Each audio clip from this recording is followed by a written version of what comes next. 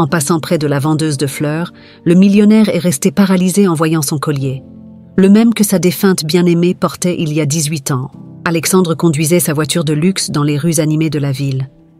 Le ciel était clair et ensoleillé, mais rien ne semblait éclairer l'obscurité qui habitait son cœur depuis la mort de sa fiancée, Gabrielle, il y a 18 ans.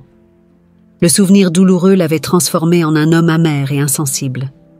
Arrivant au centre commercial où se trouvait son entreprise, Alexandre descendit de la voiture et se dirigea à grands pas vers le bâtiment.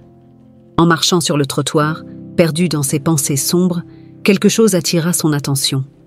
Une jeune fille, pas plus de 20 ans, vendait des fleurs devant l'immeuble. Avec une simple robe blanche et un sourire sincère, elle se démarquait parmi la foule de gens pressés en costumes et tenues formelles. Alexandre lança un regard froid et indifférent, mais en remarquant le collier autour du cou de la jeune fille, il s'arrêta brusquement. Ses yeux se fixèrent sur le collier. Il était impossible de ne pas le reconnaître. C'était le même collier qu'il avait offert à Gabrielle comme symbole de son amour. La vue du collier ramena une avalanche de souvenirs douloureux. La colère s'empara de lui et sans réfléchir, il s'approcha rapidement de la jeune fille. « Où as-tu eu ce collier ?» demanda Alexandre, sa voix chargée d'hostilité. Florence, surprise par l'approche brusque, essaya de répondre, mais les mots lui manquèrent en voyant l'expression sévère d'Alexandre. « J'ai demandé. Où as-tu eu ce collier ?» répéta-t-il, sa patience s'épuisant. « Ce collier, c'était à ma mère, » répondit finalement Florence, sa voix tremblante. Alexandre, incapable de contenir sa fureur, attrapa le collier et l'arracha de son cou, brisant la chaîne. Florence cria de douleur et de surprise, tandis que la foule autour s'arrêtait pour assister à la scène. « Voleuse !» cria Alexandre. « Ce collier appartenait à Gabrielle, ma fiancée. » Les larmes coulaient sur le visage de Florence, mais elle ne pouvait parler, terrifiée par l'intensité d'Alexandre. Un policier, remarquant la confusion, s'approcha rapidement. « Que se passe-t-il ici ?» demanda le policier, essayant de comprendre la situation. « Elle portait un collier qui appartenait à ma fiancée, » dit Alexandre, tenant fermement le collier. « Je l'ai déjà repris. » Le policier regarda Florence, qui était clairement effrayée et blessée. Il la prit par les bras et l'éloigna de la foule. « Résolvons cela calmement, monsieur, » dit le policier, essayant de calmer Alexandre. Alexandre resta immobile, regardant fixement le collier dans sa main. Le choc et la colère se mélangèrent dans son esprit alors qu'il essayait de comprendre comment ce collier était arrivé au cou d'une jeune fille inconnue. Florence, encore en larmes, fut emmenée par le policier loin de la confusion. Alexandre, quant à lui, ressentit une vague d'émotions contradictoires. Il savait qu'il devait découvrir la vérité derrière ce collier, mais pour l'instant, il regardait simplement le bâtiment devant lui, l'esprit tourbillonnant autour des possibilités et des souvenirs douloureux qui avaient été ravivés. L'incident sur le trottoir laissa Alexandre profondément perturbé. Après avoir arraché le collier du cou de Florence, il resta immobile, observant tandis que le policier l'emmenait au loin. L'expression de douleur et de peur sur le visage de la jeune fille ne quittait pas son esprit, et la vue du collier dans ses mains ravivait des souvenirs douloureux de Gabrielle. De retour à son bureau, Alexandre pouvait à peine se concentrer sur son travail. La présence constante du collier sur son bureau le distrayait. Il avait besoin de réponses. Qui était cette jeune fille ? Comment avait-elle obtenu le collier qu'il avait offert à Gabrielle tant d'années auparavant ? Déterminé à enquêter, Alexandre commença à poser des questions discrètes à ses employés sur la jeune vendeuse de fleurs. À sa surprise, il découvrit que Florence était là presque tous les jours, vendant ses fleurs au même coin de rue. Il se demanda comment il ne l'avait jamais remarquée auparavant. Cette nuit-là, Alexandre ne put pas dormir. Ses pensées étaient fixées sur Florence et le mystère du collier. Il devait en savoir plus sur elle, comprendre son histoire et découvrir comment cet objet si précieux était arrivé jusqu'à elle. Le lendemain matin, Alexandre se rendit à nouveau à l'endroit où il avait rencontré Florence. Il espérait la voir là, mais elle n'apparut pas. Ressentant un mélange de frustration et de curiosité, il décida de chercher d'autres indices. Il s'approcha de quelques commerçants locaux, demandant des informations sur la jeune fille. « Vous savez quelque chose sur cette jeune fille qui vend des fleurs ici ?» demanda-t-il à une marchande de fruits. « Florence ? C'est une bonne fille, toujours polie et souriante. Elle vend des fleurs pour aider son père malade, répondit la femme, tout en organisant ses fruits. Alexandre fut surpris par la réponse. Florence s'occupait d'un père malade? Cela ne correspondait pas à l'image de voleuse qu'il s'était formée dans son esprit. Se sentant encore plus poussé à découvrir la vérité, il remercia la marchande et continua ses recherches. Au fil de la journée, Alexandre parvint à reconstituer un portrait plus clair de qui était Florence. Elle était une jeune fille dévouée, connue pour sa gentillesse et sa détermination à s'occuper de son père malade. Mais la question du collier restait.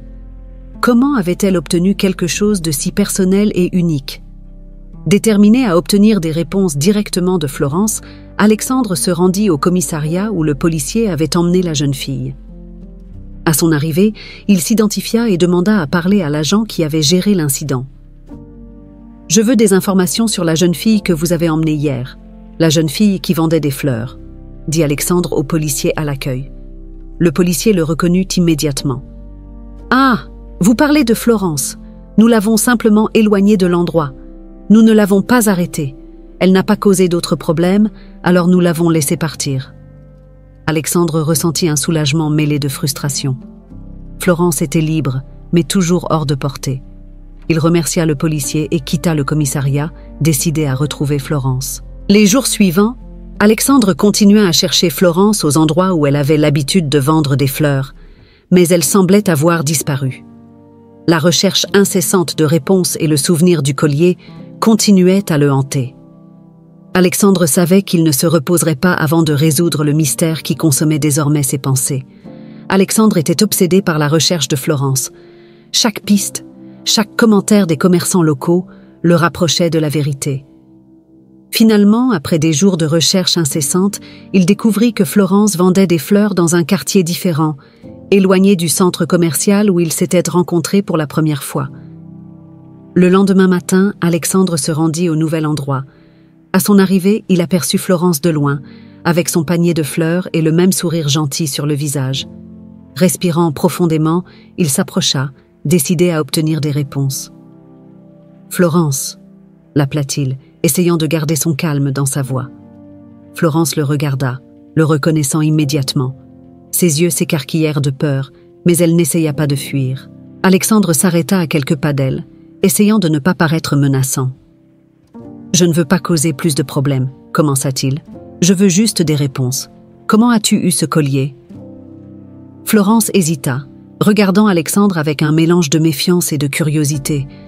Après quelques secondes de silence, elle finit par parler.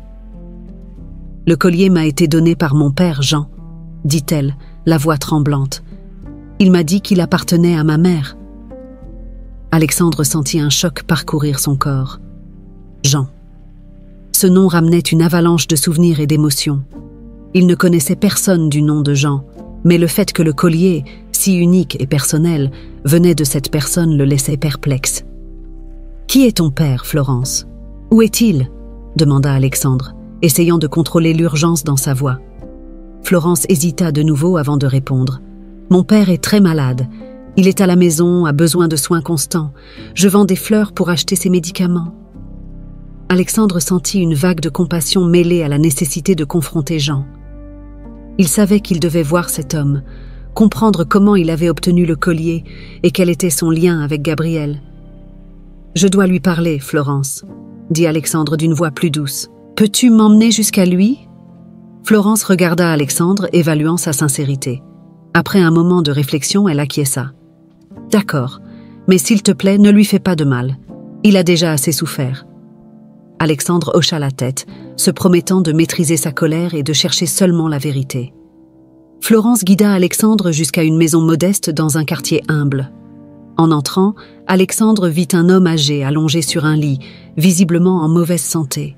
« Papa, c'est l'homme qui veut te parler du collier », dit doucement Florence en s'approchant de Jean. Jean leva les yeux, ses regards fatigués se fixant sur Alexandre. Pendant un moment, le silence régna dans la pièce. Alexandre s'approcha tenant le collier dans sa main. « Jean, comment as-tu eu ce collier ?» demanda Alexandre, la voix ferme mais sans hostilité. Jean soupira profondément, semblant rassembler ses forces pour parler. « Ce collier appartenait à la mère de Florence, commença-t-il, Gabrielle. Alexandre sentit son cœur s'arrêter un instant. « Gabrielle était ma fiancée, dit-il, la voix étranglée. Elle est morte il y a 18 ans. Comment as-tu eu son collier ?»« Alexandre, commença Jean d'une voix faible, je dois tout te raconter sur Gabrielle et ce qui s'est passé il y a 18 ans. » Alexandre resta silencieux, attendant impatiemment la vérité. Jean commença à parler, chaque mot ramenant des souvenirs douloureux et des secrets enfouis. « J'ai rencontré Gabrielle quand elle a commencé à travailler chez moi comme domestique, » dit Jean. « Dès le premier jour, je suis tombé amoureux d'elle, mais elle n'avait d'yeux que pour toi. Je ne pouvais pas supporter l'idée de la perdre. Alors quand j'ai su que vous étiez fiancés, quelque chose en moi s'est brisé. » Jean fit une pause, respirant profondément avant de continuer. « J'ai utilisé mon pouvoir et mon influence pour forcer Gabrielle à rester avec moi. Je l'ai gardée prisonnière chez moi, loin de tout le monde, y compris de toi. Gabrielle était désespérée, mais elle était forte. Même en captivité, elle me résistait. » Alexandre sentit la colère monter en lui, mais se retint, voulant tout entendre. « Et le collier ?» demanda-t-il, tenant l'objet qui semblait maintenant peser une tonne dans sa main. « Je le lui ai pris quand je l'ai enlevé, » répondit Jean. « C'était un symbole de votre amour, et je voulais effacer tout souvenir de toi de son esprit. » Jean ferma les yeux un moment, comme si les souvenirs étaient trop douloureux à supporter. Des mois plus tard, Gabrielle est tombée enceinte. Elle a donné naissance à Florence pendant sa captivité. J'étais désespérée, mais aussi déterminée à garder ma fille. Quand la situation est devenue intenable, j'ai simulé la mort de Gabrielle et j'ai fui avec Florence, l'élevant comme ma fille. Florence regardait son père adoptif avec des larmes aux yeux, luttant pour accepter les mots qu'il disait. Alexandre, pour sa part, ressentait un mélange de tristesse, de colère et de soulagement. Il comprenait maintenant pourquoi il n'avait jamais trouvé le corps de Gabrielle, pourquoi le collier était avec Florence et comment tout avait été manipulé par Jean. « Gabrielle n'est jamais morte, » dit Alexandre, la voix tremblante. « Elle a vécu toutes ces années sans moi, croyant que je l'avais abandonnée. »« Je sais que tu dois me haïr, » dit Jean, la voix faiblissante. « J'ai commis des erreurs terribles, des erreurs que je ne pourrai jamais corriger. Mais sache que malgré tout, j'ai élevé Florence avec tout l'amour que je pouvais offrir. » Alexandre resta silencieux un moment, absorbant tout. Il regarda Florence, qui était visiblement bouleversée mais encore forte. « Florence, » dit doucement Alexandre, « tu es la fille de Gabrielle, la femme que j'ai aimée plus que tout au monde. Rien ne peut changer cela. » Florence essuya ses larmes et acquiesça. « Je veux connaître ma mère, » dit-elle, la voix ferme malgré l'émotion. « Je veux tout comprendre et, si possible, réunir notre famille. » Alexandre acquiesça. « Nous allons retrouver Gabrielle, » dit-il. « Nous allons révéler toute la vérité et essayer de reconstruire ce qui a été détruit. » Alors qu'Alexandre se préparait à partir, Jean lui saisit la main, son regard suppliant. « S'il te plaît, prends soin de Florence, » demanda-t-il. « Elle mérite de connaître la vérité, mais elle mérite aussi amour et soin. » Alexandre hocha la tête. « Je te le promets, » dit-il, la voix chargée de détermination et de promesses. Alexandre quitta la maison de Florence en ayant l'impression que le sol avait disparu sous ses pieds. Les révélations de Jean résonnaient dans son esprit, et la réalité que Gabrielle avait été maintenue captive pendant toutes ces années était insupportable. Il marcha dans les rues de la ville, le collier toujours fermement dans sa main, chaque détail de cette pièce de joaillerie portant un poids énorme de souvenirs et de promesses non tenues. Arrivé chez lui, Alexandre se laissa tomber dans le fauteuil de son salon, l'esprit tourbillonnant autour des actions qu'il avait entreprises ces dernières semaines. Sa confrontation avec Florence, sa réaction impulsive en arrachant le collier de son cou et les paroles dures qu'il avait prononcées étaient toutes gravées dans son esprit. Il réalisait maintenant à quel point sa colère et son amertume l'avaient transformé en quelqu'un qu'il ne reconnaissait plus. « Je suis devenu un monstre », murmura Alexandre pour lui-même, la voix chargée de regret. Il savait qu'il devait se racheter. Le cœur lourd, Alexandre prit le téléphone et appela Florence. Il avait besoin de lui parler, de demander pardon et d'essayer de corriger ses erreurs. Après quelques sonneries, la voix douce de Florence répondit. « Allô ?» dit Florence, un peu hésitante. « Florence, c'est moi, Alexandre, » commença-t-il, la voix tremblante d'émotion. « Je dois te parler. Nous devons discuter de tout ce qui s'est passé. S'il te plaît, retrouve-moi. » Il y eut une pause avant que Florence ne réponde. « D'accord, Alexandre. Où nous rencontrons-nous ? » « Au café à côté de ton lieu de travail, dans 1 heure, » il suggéra, espérant qu'elle accepte. « Je serai là, » répondit Florence avant de raccrocher. 1 heure plus tard, Alexandre était assis à une table dans un coin du petit café, le collier soigneusement posé devant lui. Lorsque Florence entra, il se leva, sentant un nœud dans la gorge en la voyant. Elle semblait plus forte que dans son souvenir, mais il y avait encore de la tristesse dans ses yeux. « Florence, merci d'être venue, » dit Alexandre alors qu'elle s'asseyait. « Je ne sais pas par où commencer, mais je veux m'excuser. Mes actions étaient impardonnables et, dans ma douleur, j'ai fini par te blesser, toi, ma propre fille. » Florence le regarda, surprise par la vulnérabilité de sa voix. « Alexandre, je comprends que tu étais blessé, mais cela n'excuse pas ce que tu as fait. Cependant, je suis ici pour écouter et comprendre. » Alexandre prit une profonde inspiration, essayant de maîtriser ses émotions. « J'ai passé des années consumées par la colère et la douleur de la perte de Gabriel. Quand j'ai vu le collier sur toi, c'était comme si toutes ces émotions remontaient à la surface d'un coup. J'ai agi impulsivement et t'ai blessé, quelque chose que je ne pourrais jamais justifier. » Il fit une pause, regardant Florence dans les yeux. « J'ai découvert la vérité sur Gabriel et Jean. Je sais que tu es ma fille, notre fille. Et maintenant, plus que jamais, je veux retrouver Gabriel et essayer de reconstruire notre famille.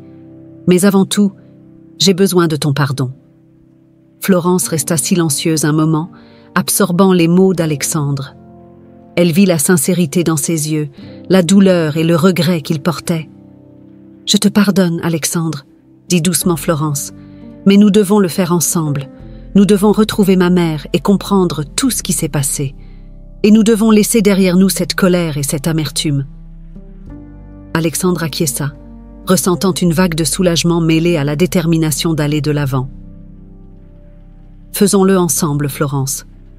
Retrouvons Gabriel et révélons la vérité. » Ils se levèrent de la table et Alexandre prit la main de Florence, sentant une connexion renouvelée avec sa fille.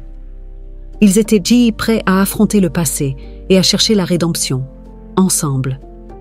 Le chemin à parcourir serait difficile, mais Alexandre savait qu'avec Florence à ses côtés, il pourrait surmonter tous les obstacles et enfin trouver la paix qu'il recherchait tant. Après la rencontre au café, Alexandre et Florence se préparèrent pour la prochaine étape de leur voyage, retrouver Gabriel. Alexandre savait où elle se trouvait grâce aux informations qu'il avait rassemblées et il décida qu'il était temps d'emmener Florence jusqu'à sa mère. Le voyage serait long, mais rempli d'espoir et d'anxiété. Le lendemain matin, Alexandre et Florence partirent tôt, conduisant pendant des heures jusqu'à une petite ville de province. La maison où vivait Gabriel était modeste, cachée dans une zone tranquille et isolée, entourée d'arbres et de champs. Alexandre gara la voiture devant la maison et tous deux descendirent, ressentant le poids du moment qu'ils s'apprêtaient à vivre. « Prête ?» demanda Alexandre en regardant Florence. Elle hocha la tête, bien que ses yeux révèlent un mélange de nervosité et d'anticipation. Alexandre lui prit la main, offrant son soutien alors qu'ils marchèrent vers la porte. Il frappa doucement, et après quelques moments qui semblèrent une éternité, la porte s'ouvrit. Gabriel apparut à l'entrée, ses yeux s'écarquillant en voyant Alexandre. Elle semblait avoir vieilli, mais elle conservait encore la beauté et la grâce dont il se souvenait si bien. En voyant Florence, ses yeux se remplirent de larmes. « Alexandre, Florence, vous êtes là », dit Gabriel, la voix tremblante d'émotion. « Maman ?» dit Florence, avançant d'un pas, les larmes commençant à couler sur ses joues. Gabriel ouvrit les bras et Florence se précipita vers elle, accueillie dans une étreinte serrée et pleine d'amour. Les deux pleuraient, ressentant la joie et la douleur d'une réunion tant attendue. Alexandre observait, ressentant un mélange de bonheur et de regret pour tout ce qu'ils avaient perdu. « Gabriel, je suis désolée pour tout ce qui est arrivé », dit Alexandre, la voix pleine de sincérité. « Je suis ici pour demander pardon et essayer de reconstruire ce qui a été détruit. » Gabriel le regarda, essuyant ses larmes. « Alexandre, ce n'était pas de ta faute. Nous avons été victimes d'une situation cruelle. Mais maintenant, nous sommes à nouveau ensemble, et c'est ce qui compte. » Ils s'étreignirent, et Alexandre ressentit comme si un poids énorme lui était enlevé des épaules. La douleur et la colère qu'il avait consumées pendant tant d'années commencèrent à se dissiper, remplacés par un sentiment d'espoir et de renouveau. À l'intérieur de la maison, Gabriel prépara du thé et ils s'assirent à la table, partageant des histoires et se mettant à jour sur les années qu'ils avaient passées séparés. Florence écoutait attentivement, absorbant chaque détail de la vie de sa mère et d'Alexandre. Elle ressentait une connexion profonde avec eux deux, une sensation de famille qu'elle n'avait jamais pleinement expérimentée auparavant. Gabrielle raconta comment elle avait réussi à échapper à Jean et à s'installer dans cette petite ville, loin de tout et de tous. Elle parla des années de solitude, mais aussi de la force qu'elle avait trouvée en elle pour continuer. « Je n'ai jamais perdu l'espoir de vous retrouver un jour », dit Gabrielle, tenant les mains d'Alexandre et de Florence. « Et maintenant que nous sommes à nouveau ensemble, je sens que tout en valait la peine. » Alexandre regarda Gabrielle, ressentant l'amour qui n'avait jamais disparu. « Gabrielle, je promets de faire tout ce qui est en mon pouvoir pour te protéger et prendre soin de toi et de Florence. Nous méritons une seconde chance d'être heureux ensemble. » Florence sourit, ressentant la chaleur et l'amour de ses parents. « Nous serons une famille, comme nous aurions toujours dû l'être. » Les jours suivants furent remplis de moments de joie et de reconnexion. Alexandre et Gabrielle redécouvrirent leur amour, maintenant plus fort et résilient. Florence, quant à elle, trouva auprès de ses parents le soutien et l'affection qu'elle avait toujours souhaité. La maison modeste et isolée devint un foyer rempli de rires, d'amour et de promesses d'un avenir meilleur. Alexandre savait que le chemin vers la rédemption ne faisait que commencer, mais avec Gabrielle et Florence à ses côtés, il était prêt à affronter tous les défis. Le voyage d'Alexandre, Gabrielle et Florence ne s'arrêtaient pas là, mais ce moment marqua le début d'une nouvelle vie, où l'amour et le pardon seraient les forces qui les guideraient vers un avenir plus brillant et plus heureux. Après quelques jours passés ensemble, vivant une tranquillité qui semblait presque irréelle, Gabrielle et Alexandre savaient qu'ils devaient affronter le passé pour pouvoir vraiment aller de l'avant. Les atrocités commises par Jean ne pouvaient être ignorées. Ils décidèrent qu'il était temps de chercher justice. Ce soir-là, assis à la table de la cuisine, Gabrielle et Alexandre parlèrent à voix basse pendant que Florence dormait dans la chambre à côté. « Alexandre, nous devons dénoncer Jean. Il ne peut pas échapper aux conséquences de ses actions, » dit Gabrielle ferme. « Je suis d'accord, Gabrielle. Il a détruit nos vies, volé nos années ensemble et transformé notre bonheur en souffrance. Mais nous devons penser à comment cela affectera Florence, » répondit Alexandre inquiet. Le lendemain, ils appelèrent Florence pour une conversation sérieuse. Ils s'assirent tous dans le salon, l'atmosphère chargée de tension. « Florence, nous devons parler de Jean, » commença Alexandre. « Il a fait des choses terribles et doit être tenu responsable de ses crimes. » Florence regarda ses parents, surprise et inquiète. « Que voulez-vous faire ?»« Nous voulons le dénoncer à la police, » expliqua Gabrielle. « Il doit répondre de ce qu'il nous a fait, à toi et à nous. » Florence baissa la tête, luttant avec ses sentiments. Malgré tout, Jean était l'homme qui l'avait élevée et s'était occupé d'elle toute sa vie. « Je comprends ce qu'il a fait, » dit Florence, sa voix tremblante. « Mais il était aussi mon père. Il m'a élevée, m'a donné de l'amour et des soins, même d'une manière tordue. Je ne sais pas si je peux supporter de le voir en prison, sachant qu'il est si malade. » Gabrielle et Alexandre échangèrent un regard, ressentant la douleur de leur fille. « Florence, nous savons que c'est difficile, » dit doucement Gabrielle, « mais il doit être tenu responsable. » Florence prit une profonde inspiration, luttant contre les larmes. « S'il vous plaît, maman, papa, il est vieux et malade. Il ne lui reste plus beaucoup de temps. Ne pourrions-nous pas le laisser vivre le reste de sa vie en paix ?» La demande de Florence toucha profondément Alexandre et Gabrielle. Ils virent l'amour inconditionnel dans ses yeux et comprirent la profondeur de son dilemme. Ils décidèrent de reporter la dénonciation pour réfléchir davantage, en tenant compte des sentiments de Florence et des implications morales de leurs actions. Les jours suivants furent marqués par une profonde réflexion. Alexandre et Gabrielle étaient là déchirés entre le désir de justice et la compassion pour les sentiments de Florence. La décision de dénoncer Jean n'était pas simple, elle impliquait bien plus que la simple punition d'un crime. Une nuit tranquille, Gabrielle et Alexandre étaient assis sur la véranda, observant les étoiles.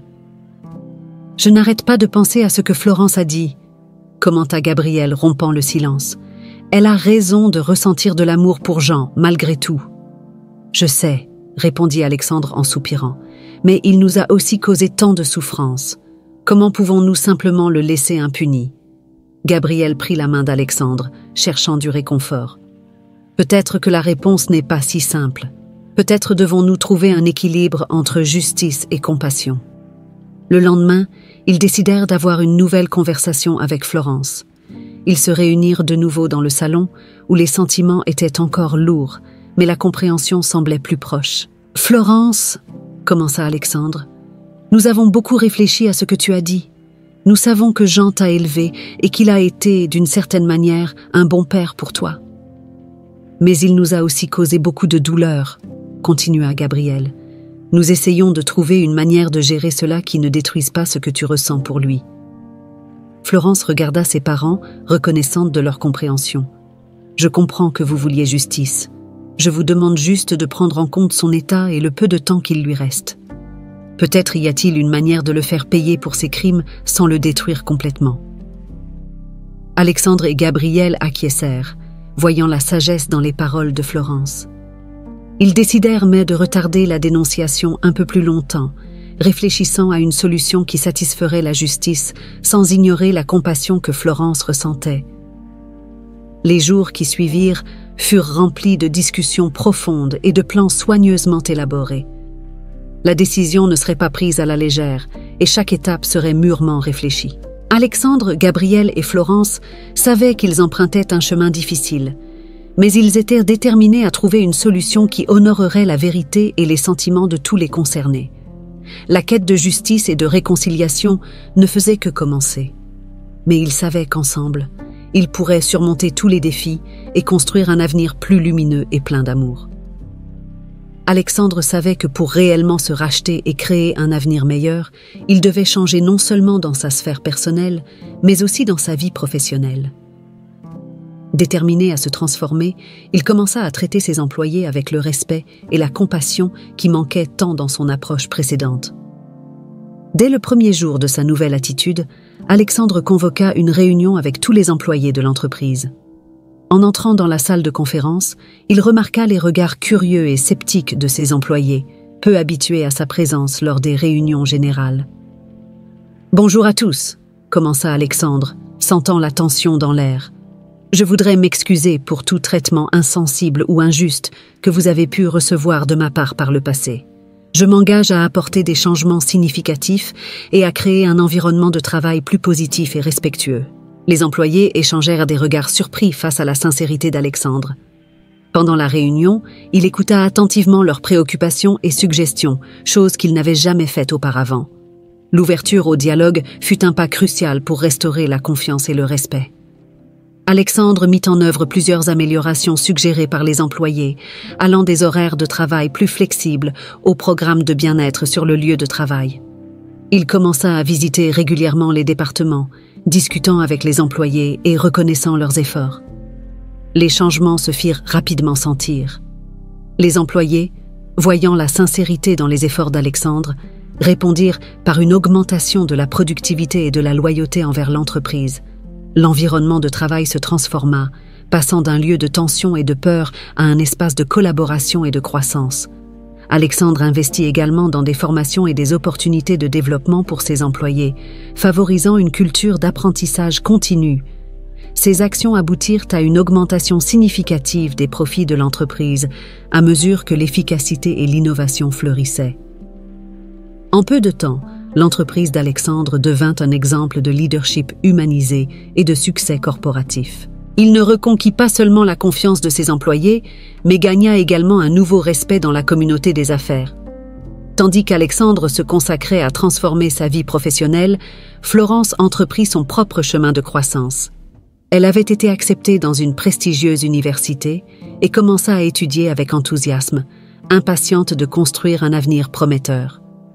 Chaque jour, Florence assistait à ses cours, absorbant les connaissances et élargissant ses horizons. Ses camarades et professeurs remarquèrent rapidement sa détermination et son intelligence, et elle se démarqua bientôt comme une élève exemplaire. Malgré son nouvel engagement envers ses études, Florence n'oublia jamais ses racines. Les week-ends et les après-midi libres, elle s'occupait du jardin de la maison de ses parents. Le jardin, avec ses fleurs colorées et ses plantes soigneusement entretenues, était un symbole de l'amour et du dévouement de Florence pour sa famille. À chaque visite au jardin, Florence ressentait une profonde connexion avec la terre et avec les souvenirs de son enfance. Prendre soin des plantes était une façon de maintenir vivant le lien avec sa mère et son père, maintenant réunis. En plus de ses études et du soin qu'elle apportait au jardin, Florence rendait régulièrement visite à Jean dans la maison de retraite, où il vivait désormais. Jean, malgré son passé sombre, trouvait un immense réconfort dans les visites de Florence. Elle était son seul rayon de soleil dans des journées souvent sombres et solitaires. « Salut, papa !» disait Florence, chaque fois qu'elle arrivait à la maison de retraite. Ses yeux brillaient de joie en voyant Jean, et il répondait toujours par un sourire chaleureux, malgré sa faiblesse. Pendant ses visites, il parlait de la vie, du passé et des rêves de Florence pour l'avenir. Jean, même sachant qu'il avait commis des erreurs terribles, trouvait une forme de rédemption dans l'amour inconditionnel de sa fille. Les mots et la présence de Florence étaient un baume pour son esprit fatigué. Florence équilibrait sa vie entre les études, la famille et les visites à Jean, démontrant une maturité et une compassion qui inspiraient tous ceux qui l'entouraient.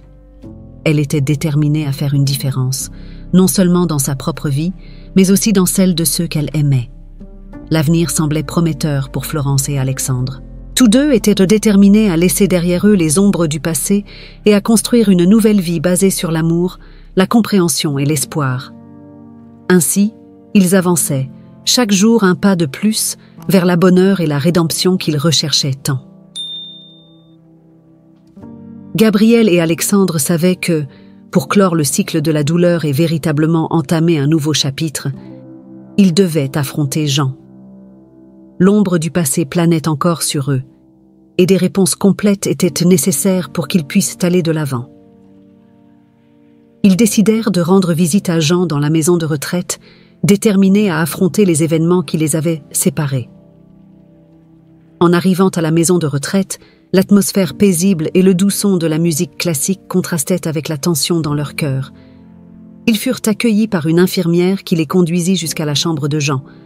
En entrant, ils virent Jean assis dans son fauteuil roulant, regardant par la fenêtre avec un air lointain.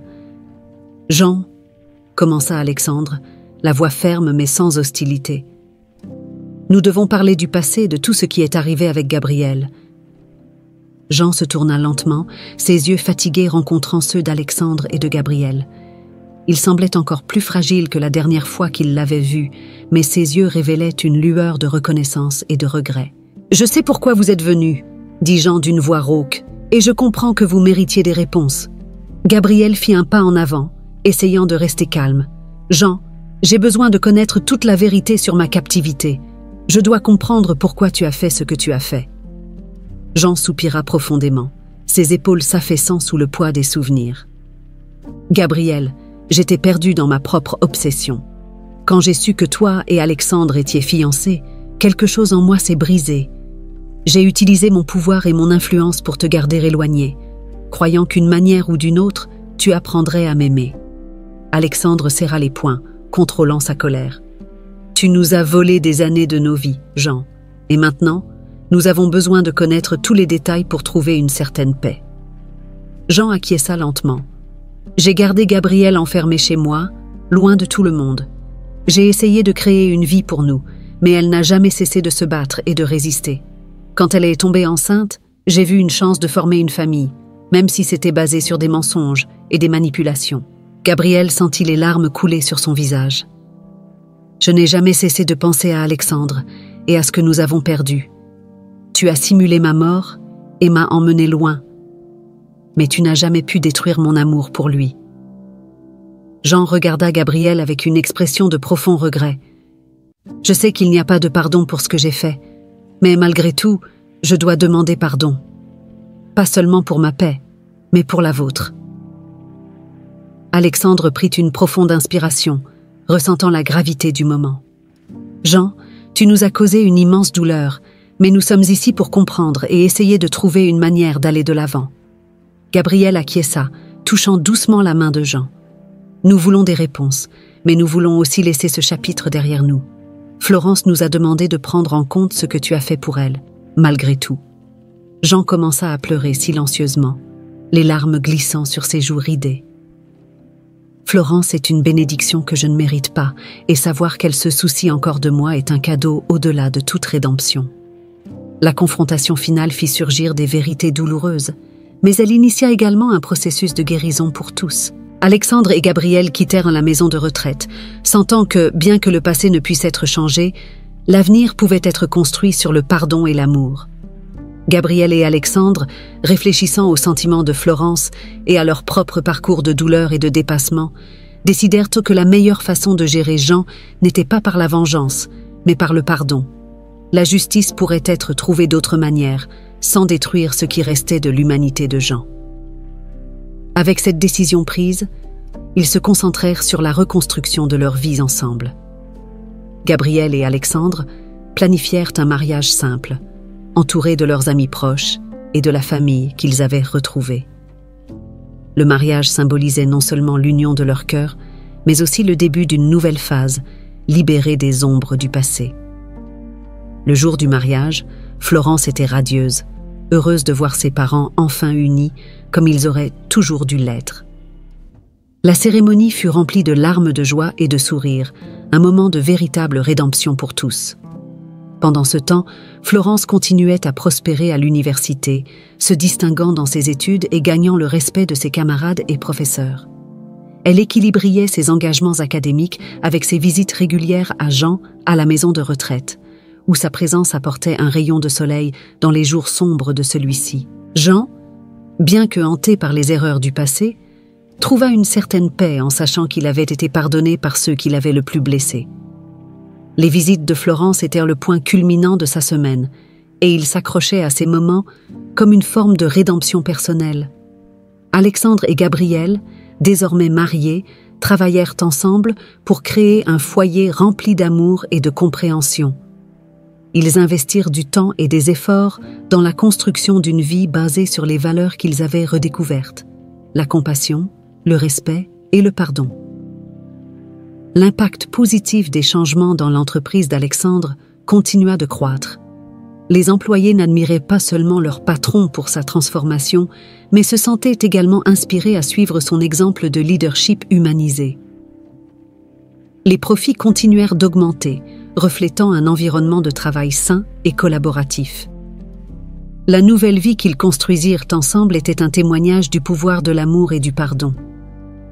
Malgré les cicatrices du passé, Alexandre, Gabriel et Florence trouvèrent une manière d'avancer, renforcée par les liens qu'ils avaient reconstruits. Jean passa ses derniers jours dans une paix relative, sachant que, bien qu'il ne puisse défaire ce qu'il avait fait, il avait trouvé une forme de rédemption grâce à l'amour inconditionnel de Florence.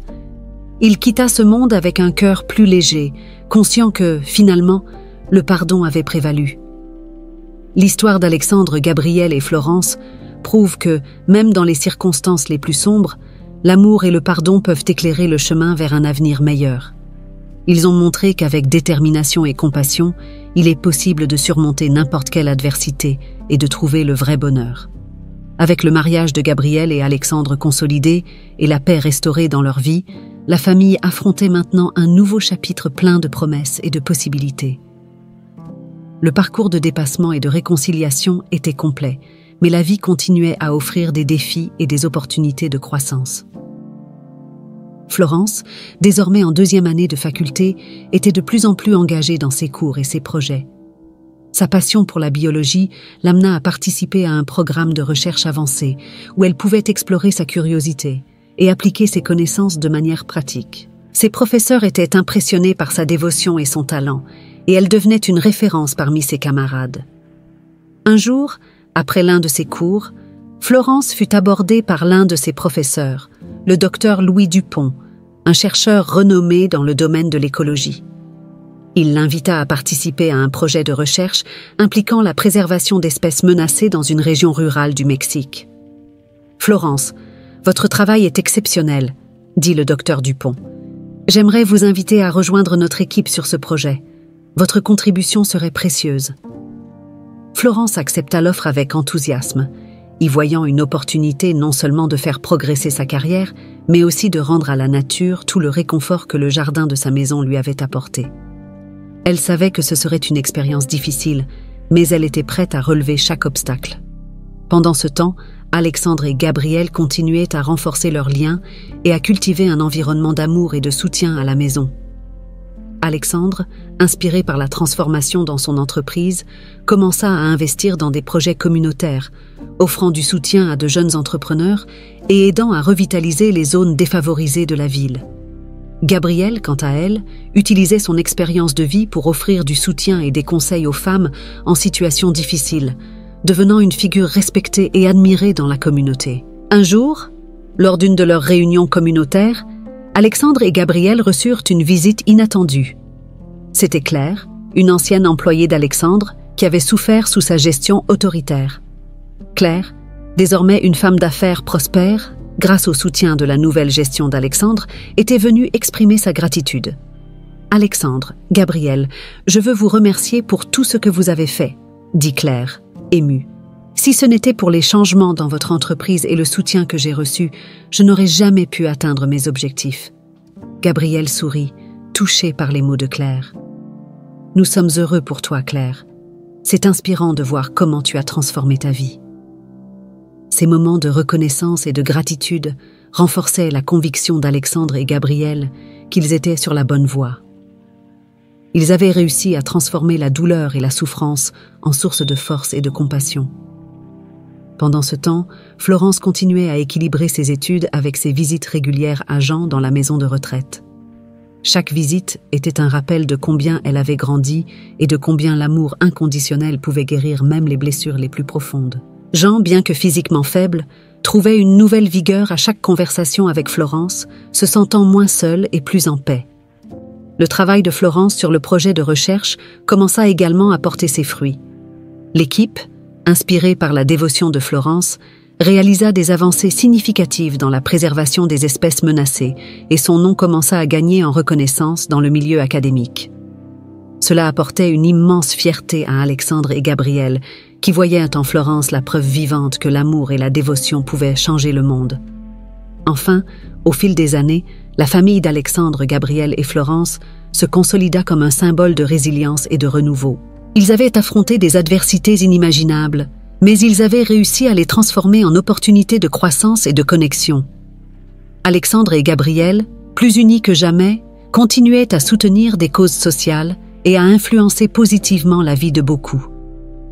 Florence, quant à elle, s'épanouit dans sa carrière, devenant une biologiste renommée et une défenseure de la conservation environnementale.